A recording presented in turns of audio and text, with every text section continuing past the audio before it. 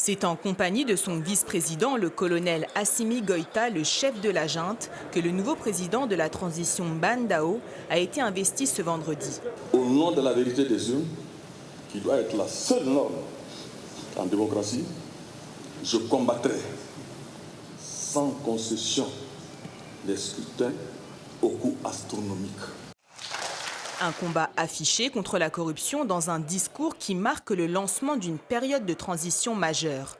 Peu connu du grand public, l'ancien officier de l'armée de l'air formé dans l'ex-URSS a connu une brillante carrière au sein des forces armées maliennes. Pilote d'hélicoptère, aide de camp du président Moussa Traoré, chef d'état-major de l'armée de l'air, il a également été ministre de la Défense sous Ibrahim Boubacar Keïta entre 2014 et 2015.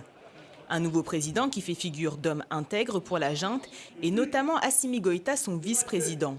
Les deux hommes chemineront ensemble pour une période de 18 mois avant de remettre les clés à un gouvernement civil après des élections démocratiques et transparentes. Chers compatriotes, la transition qui s'ouvre ne remettra pas en cause et ne remettra en cause aucun engagement international du Mali, ni les accords signés par le gouvernement.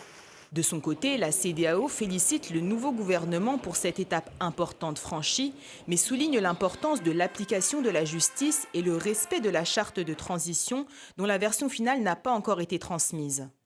La mission insiste sur la libération urgente de ces personnalités conformément aux décisions des chefs d'État et de gouvernement de la CEDEAO. La mission a pris acte de la nomination et de l'investiture de M. Ban Dao en qualité de président de la transition. Elle le félicite chaleureusement et lui souhaite plein succès dans la conduite de sa mission. Concernant les sanctions, à Accra, le président de l'autorité de la CEDEAO, sous le commandement du président du Ghana, a clairement indiqué qu'immédiatement après la nomination d'un Premier ministre civil, les sanctions seront levées. Un nouveau départ sous étroite surveillance avec de lourdes sanctions de la part de la communauté économique des États de l'Afrique de l'Ouest.